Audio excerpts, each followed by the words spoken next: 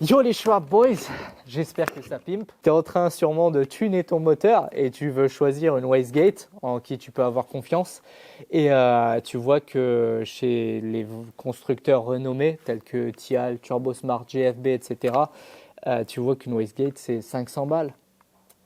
Pour une technologie qui est, disons-le, bidon, préhistorique. C'est quoi une Wastegate? C'est un ressort, une soupape en métal, une membrane.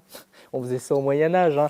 Donc très clairement, tu ne comprends pas. Tu es perplexe. Surtout que tu vois à l'autre bout de la Terre des Wastegates de diverses sources asiatiques qui te proposent en apparence la même chose pour 1/10 du prix. En parallèle, tu entends tout un paquet de gens qui te disent « Ne monte pas ça, ça ne marchera pas. Si ton moteur déconne, c'est à cause de ça, etc. » Alors mettons les choses au clair.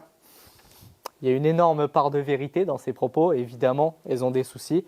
Mais je voulais faire cette vidéo complète sur les Wastegates. Déjà pour vous expliquer avantages, inconvénients et comment choisir en fait les Wastegates externes par rapport aux Wastegates internes. Mais surtout, quels sont leurs problèmes et comment tu peux à ton échelle corriger les soucis pour avoir un produit qui est exploitable. On ne va pas dire parfait, mais on va dire exploitable. Cette vidéo s'adresse plutôt aux amateurs comme nous qui essayons de trafiquer des trucs à notre sauce. Donc voilà, on passe au tableau. Une Wastegate, c'est quoi? Une Wastegate, c'est une soupape avec un ressort qui va se mettre sur ton échappement et qui va permettre en fait de dégager les gaz d'échappement qui sont en trop et qui overspool ton turbo. Tu as une consigne maximale de boost que tu ne veux pas dépasser et donc la Wastegate, ça dégage les gaz en trop pour limiter le boost. Important quand même, sinon tu casses tout en fait. Premièrement, les Wastegates internes. C'est des Wastegates qui viennent directement moulés, intégrés dans le corps d'échappement avec un clapet et un actionneur, un petit piston là qui va actionner ton clapet. C'est facile d'installation parce que ça vient avec ton turbo, tu montes ton turbo, tu as monté ta Wastegate, tu n'as pas à faire des trucs bizarres, des soudures sur l'échappement, etc. Donc oui, facile d'installation. Mais je crois que franchement, c'est le seul avantage de ces conneries-là. Parce que concrètement, ce n'est pas adapté pour les grosses puissances, en tout cas pas les vieilles générations. Je vais t'expliquer le souci sur mon ancien setup, le GT2871 de chez Max Pimping Gods. Ce turbo, il est vraiment bon. Pour les 100 € que tu investis dedans, je ne pense pas que tu puisses trouver mieux. Il sort les 300. Si tu lui mets pas du pop and bang dans sa gueule, si tu mets pas trop de pression d'huile, si tu fais pas le con, il tourne. Hein. Il a tourné bien comme il faut dans mon ancien setup. Aucun jeu sur l'axe ni rien. Il y a pas de souci. D'ailleurs, si quelqu'un veut mon setup, là, je le vends à un prix dérisoire sur le bon coin. Concrètement, ce setup-là, il est basé sur les garettes, en fait, les garettes GT quelque chose, avec une Wastegate ici, comme ça, à 90 degrés par rapport au flux entrant des gaz qui est par là-bas. Donc déjà, le placement de la Wastegate, il est pourri. Vraiment, Garrett le savent, donc ils ont corrigé le tir par la suite.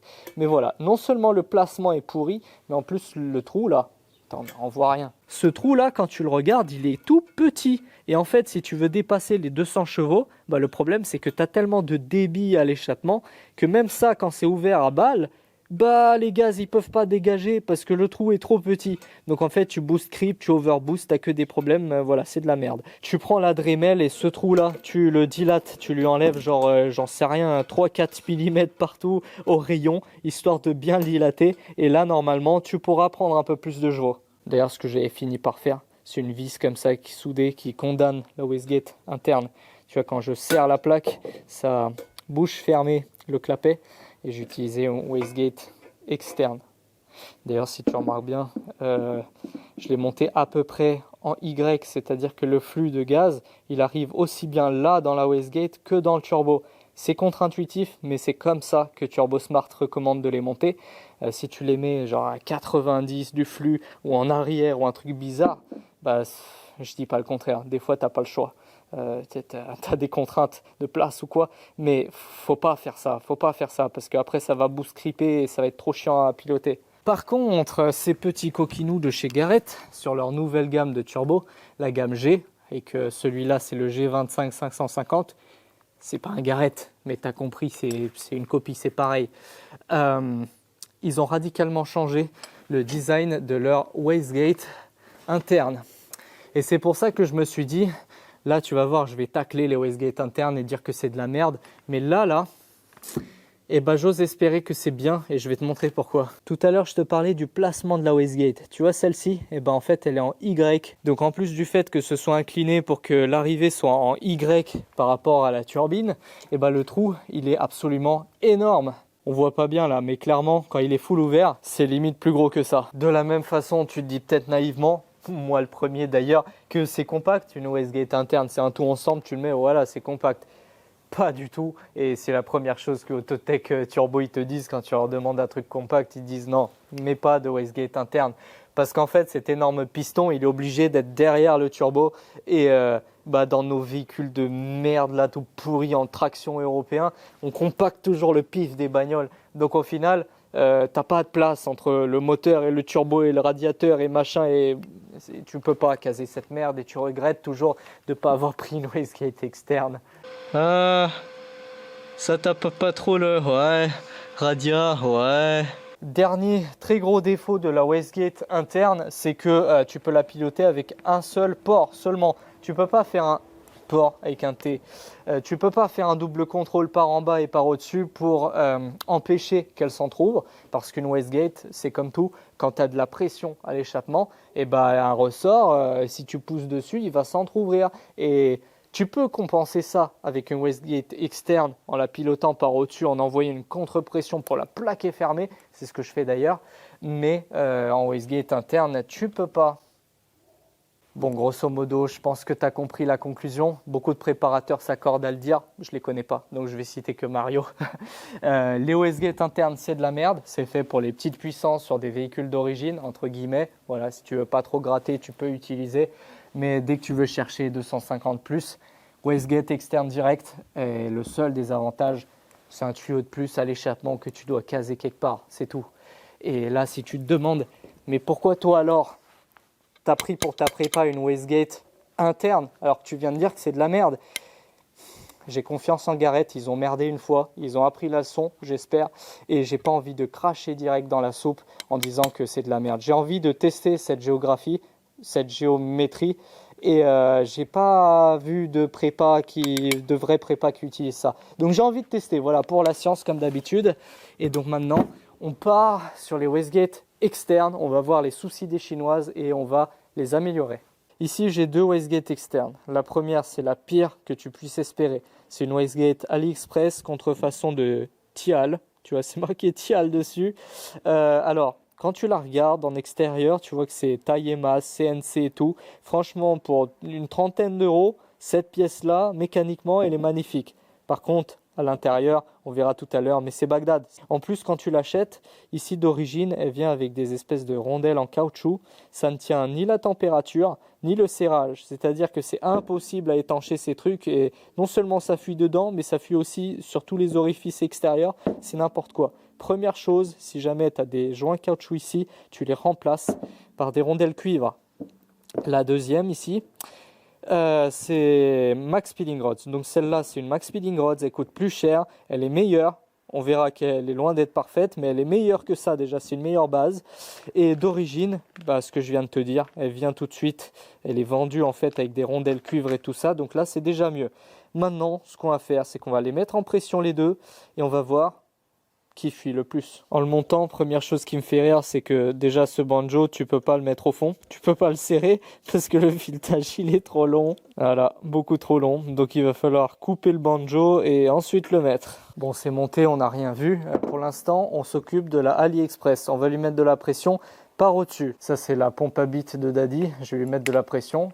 0,5 bar, ça ne fuit pas. 1 bar 5.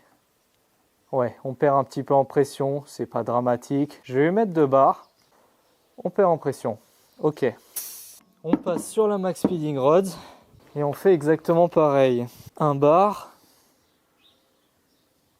Étanche. 2 bars. Parfaitement étanche. Ok, donc déjà la Max Speeding Rods est beaucoup plus étanche que la AliExpress. Maintenant on fait la même chose, mais dans les chambres en dessous. Donc là normalement ça va fuir de partout parce que c'est là qu'il y a la tige. Ouais, j'essaye de pomper, mais là tu vois, ça perd de la pression tellement vite que je peux même pas atteindre un bar en fait. Et on fait pareil avec la Max Speed Rods, on va l'alimenter par en dessous. Et ben c'est exactement pareil, je peux même pas atteindre la consigne parce qu'il y a tout qui se barre. Ah là là, c'est le bordel. Ça fuit de partout. Et au final, ça fuit même pas tant que ça au niveau de la tige, hein.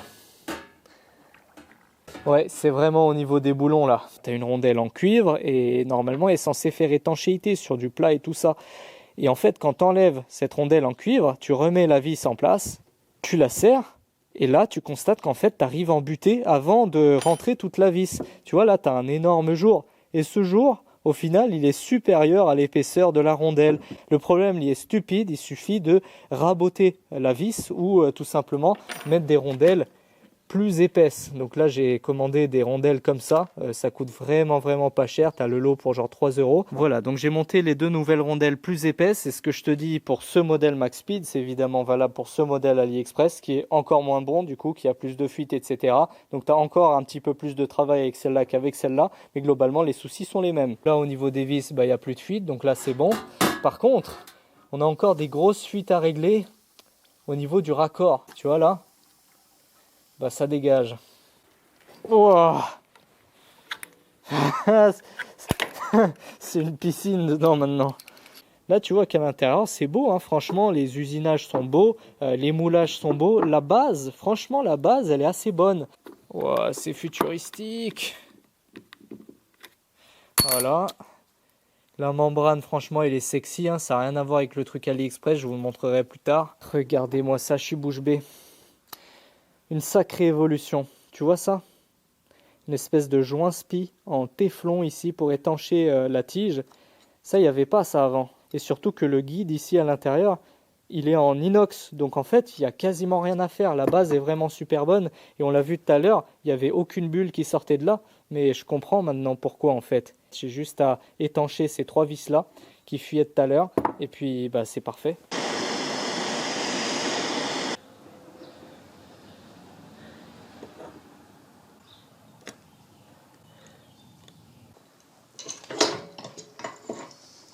J'ai tout remonté, on passe au test, on branche sur la pompe. On voit que ça chute, mais ça se restabilise. 1 bar, 1 bar 5, 2 bars. Nickel.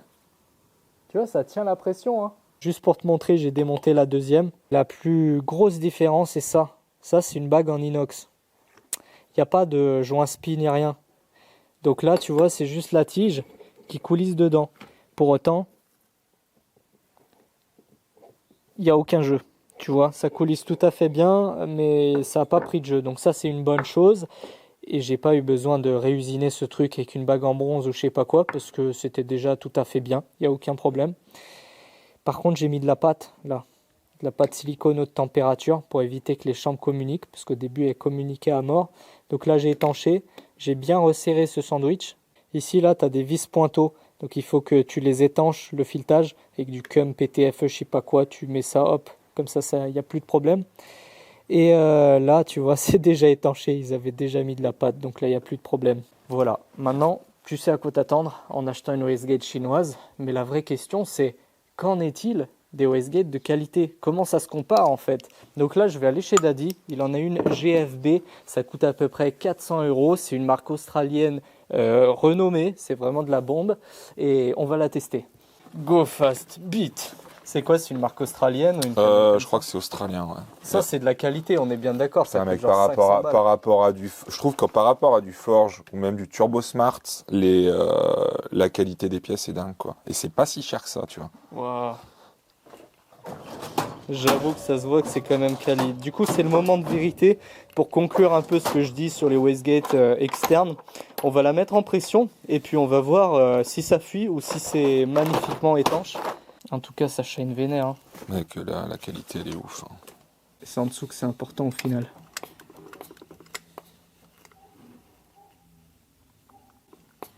Pas l'air bien étanche, le truc. Hein. Non. Et pourtant, ça marche. Et pourtant, ça marche. Ouais. Enfin, j'ai pas eu de soucis avec celle-là, en tout cas. Au final, le turbo, quand il spoule, il met de la pression et il y a du débit. Tu sais, ça brasse. Puis ça reste une fuite faible. Genre, j'invite tout le monde à s'amuser à tester son circuit de Sural pour voir si tu as des fuites et tu verras que tu en as. Hein. Tu peux tout monter nickel. Conclusion, pour en finir avec ces histoires de wastegate externe, je vais pas te dire achète ci ou achète ça. Ma vidéo est là pour que tu fasses un choix en connaissance de cause, en fonction de si tu as envie de t'emmerder ou pas et de ton budget. Au final, tu as bien vu que même la GFB, qui est une grosse marque réputée, et des mecs qui sortent 2000 chevaux avec en Australie sur des barras, ça fuit aussi. Donc, c'est pas toujours là que ça va se jouer. Et même si c'est wastegate chinoise, on est bien d'accord que quand tu les déballes, tu les sors de la boîte, tu les montes, ça ne marchera pas. La fuite est vraiment abusée. Au final, la base est bonne. Il suffit simplement que tu fasses toi-même ton propre contrôle qualité. Tu prennes une demi-journée à tout démonter, mettre en pression, machin, changer les joints, mettre un peu de téflon par-ci, par-là. Et puis voilà, tu te retrouveras avec un produit qui fonctionne. Moi, j'ai roulé stabilisé à 1 bar avec celle-là. J'arrivais à super bien la piloter. Après m'avoir fait la main, évidemment au début, je n'ai pas tout de suite compris comment ça marchait. On passe à la suite. On passe à la deuxième partie de la vidéo où je vais parler des wastegate internes dont je vous ai dit, à mon sens, l'un des plus gros défauts, c'est que tu ne peux pas les piloter par en bas et par en haut, contrairement à celle-là justement. Et il en existe, je crois même chez Turbo Smart, un modèle qui est à double pilotage, mais c'est absolument hors de prix, en tout cas c'est pas dans mon budget. Donc je vais essayer un truc que j'ai jamais vu nulle part, prendre ça et la transformer en wastegate double port. Donc il y a de l'usinage, il y a du travail, mais on va étudier ça ensemble parce que je ne l'ai jamais fait. Donc c'est un petit challenge pour aujourd'hui. Bon, je l'ai démonté et sans surprise, ça va être beaucoup plus complexe que prévu. Il y a plusieurs soucis. Premier souci, c'est que la membrane, tu vois, elle n'est pas attachée au piston, c'est-à-dire que je peux l'enlever facilement. Donc quand il y a de la pression par en haut, la membrane, elle est poussée, elle pousse le piston. Donc, il y a tout qui bouge, il n'y a pas de souci. Par contre, si jamais tu mets de la pression par en dessous, au lieu que ça pousse le piston en arrière, l'air, il va juste venir là, il va s'engouffrer derrière la membrane, il va faire sauter, enfin, genre, il va se foutre là. Et il n'y a rien qui va bouger parce que toute la pression dans la chambre sera égalisée. Donc, ça ne sert absolument à rien. Il faut trouver un moyen de sandwicher, de relier, en fait, cette membrane à ce piston. Cette tige, on va la faire traversante, il va falloir percer la membrane, mais si on va bien serrer la rondelle par au-dessus, il n'y aura pas de fuite. Deuxième souci, il va falloir trouver un moyen d'étancher la tige à ce niveau-là. Ce qui rend en fait les actuateurs de wastegate difficiles à faire en double port, c'est que cette tige, quand elle coulisse là-dedans, le mouvement n'est pas parfaitement axial. Il faut bien comprendre ça. En fait, cette tige, elle pousse sur une espèce de maneton. Et donc, bref, tu as bien compris que la tige, quand elle sort de travers comme ça. Et tu peux faire tous les efforts du monde pour étancher avec des joints spi, des machins. Vu que ce truc, il va se foutre de travers, tu auras une fuite et ça va pisser de partout. Et d'ailleurs, j'ai même regardé les avis des gens qui achètent des Turbo Smart. Comme je disais, ils en font des doubles ports. Et en fait, les gens disent qu'elle fuit. Moi, ce que j'ai décidé de faire, c'est que déjà mettre un guide en bronze ici pour maintenir la tige pour pas qu'elle parte comme ça dans tous les sens. Et rajouter un joint spi. Je vais mettre une rotule ici, donc cette tige va aller toujours droit. Et ça, en fait, je m'inspire d'un piston de moteur, c'est tout con. Forcément, pour ça, on va avoir besoin de petits matériels mécaniques assez improbables, tels que ces petits joints spi là, de 6 mm. Oh, c'est trop mignon, j'en peux plus. Des têtes rotulées pour faire pareil la tige de la wastegate. Pour ceux qui connaissent pas 1, 2, 3 roulements, c'est un peu le paradis des petites pièces mécaniques. Ils vendent des roulements à billes en tout genre, des roulements à aiguilles, etc.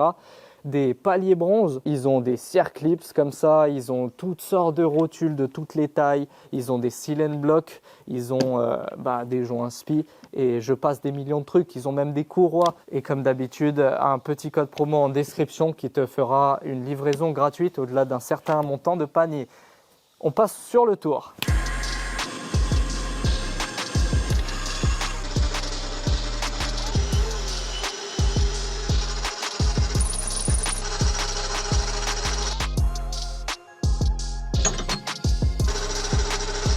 Wow, golden trap.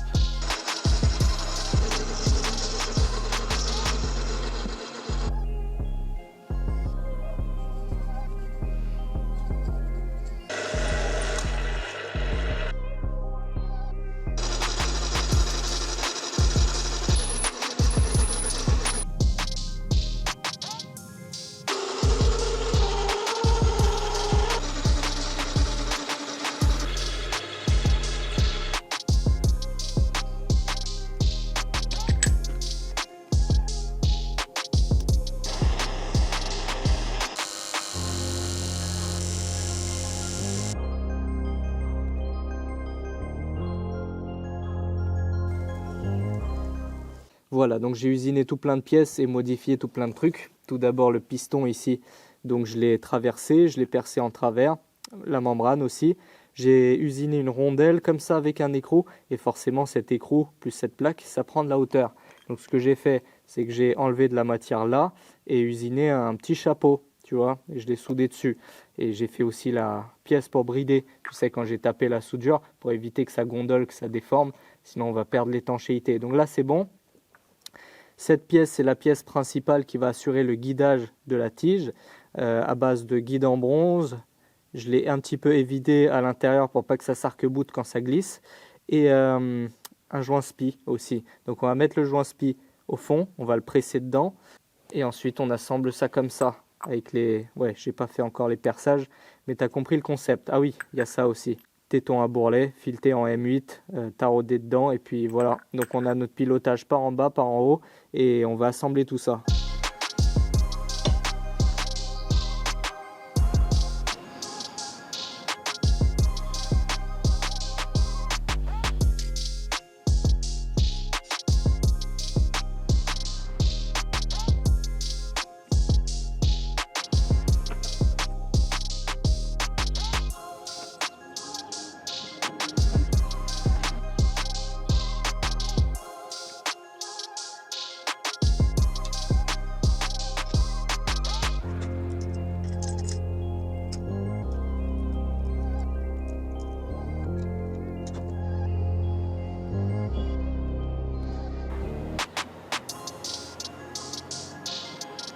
C'est prêt, c'est remonté. Maintenant, permettez-moi de faire les tests et de vous montrer la wastegate la plus étanche de cette planète.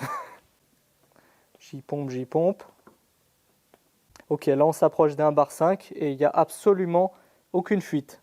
Là, si tu regardes, l'aiguille elle ne bouge pas. Première conclusion, le ressort qu'il y a dedans, c'est un ressort de tafiole, hein, il ouvre à 0,5 bar, donc je vais en mettre un plus dur. Ça c'était facile, tester le dessus c'était facile. Mais là on va tester le dessous, c'est-à-dire voir si tout mon usinage, le joint spi fonctionne en fait. Le tuyau sur le téton à bourrelet et on va y mettre 2 barres. Et là je vais pomper, normalement il ne va absolument rien se passer parce que j'alimente la chambre du bas. Donc le piston il est repoussé en butée. C'est la contre-pression, ce qu'on appelle. 0,5 bar, absolument aucune fuite. Là, il n'y a pas de débit, l'aiguille ne bouge pas. 1 bar, absolument aucune fuite. 2 bars, là j'ai même du mal à pomper tellement c'est dur. Ça bouge très très très légèrement, sachant que c'est une pression statique. Donc, ouais, le turbo, lui, il souffle, il brasse de l'air, il y a du débit. Ça, on ne peut même pas considérer ça comme une fuite. C'est magnifique. Franchement, je pense que dans le commerce, c'est impossible de trouver un truc comme ça. C'est l'avantage de faire maison.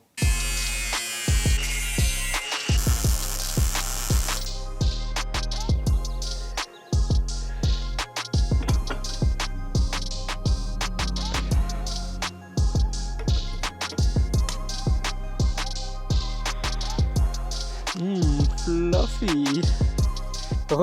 Alors on est 3 jours plus tard, j'ai pas tout filmé parce que déjà ça me burn out si en plus je filmais Explique H24, j'avancerai pas. Première chose, j'ai fabriqué ce support, cette espèce de braquette qui maintient la wastegate le plus épais et rigide possible pour pas que ça bouge. Je vous ai dit, cette tige maintenant elle est guidée, donc elle ne fait qu'une simple translation. Elle ne peut plus osciller un peu latéralement pour bouger ce levier. Donc, le degré de liberté que j'ai supprimé, je les ai rajoutés ici en mettant une rotule là et j'ai mis une rotule à l'autre bout. Là, j'aurais pu mettre une rotule linéaire au lieu de me faire chier à usiner des pièces. 1, 2, 3 roulements, ils en vendent. Mais j'ai pas regardé, donc je suis stupide. Dommage. Ici, vous constaterez que j'ai coupé la languette d'origine pour en mettre une orientée différemment avec la vis que je voulais, etc. Et de l'autre côté du turbo, j'ai fabriqué cette platine sur mesure avec une oreillette sur laquelle je pourrais me prendre le support de turbo. Et pour la jambe là, rotulée du turbo, j'ai usiné cette pièce en aluminium. Je l'ai filetée d'un côté en filetage M8 droit et de l'autre côté en filetage M8 gauche. Ça permet que quand tu tournes cette pièce dans un sens ou dans l'autre, bah en fait les rotules elles s'écartent ou elles se rapprochent en même temps. Donc ça permet de faire un réglage super fin et du coup c'est très cool. On monte tout ça et je vous montre. Mes petites rotules, je monte sur le bracket. Bon, j'ai pas serré, mais t'as compris. Je tourne dans un sens, ça le tend comme ça, et je tourne dans l'autre sens, ça tire vers le bas. Donc voilà, c'est super cool. Cette vidéo touche à sa fin. J'espère qu'elle vous aura appris des choses, même si je sais que c'est une vidéo plus courte, moins fun, moins dynamique. C'est pas vraiment un épisode d'avancement sur la Fista, mais pour autant, les problèmes de wastegate, je voulais en parler parce que systématiquement, tu montes un turbo sur ton moteur, tu auras des problèmes de wastegate. J'ai l'impression que c'est totalement systématique. Et en général, ces problèmes, tu t'en rends compte quand tu passes au banc. Et ta journée banc, tu l'as payé. Donc, il faut que tu élimines le plus de problèmes possible avant d'arriver au banc. En espérant aider quelques personnes. Et sur ce, on se retrouve très bientôt dans 2 semaines pour la suite de la Fista. Ciao!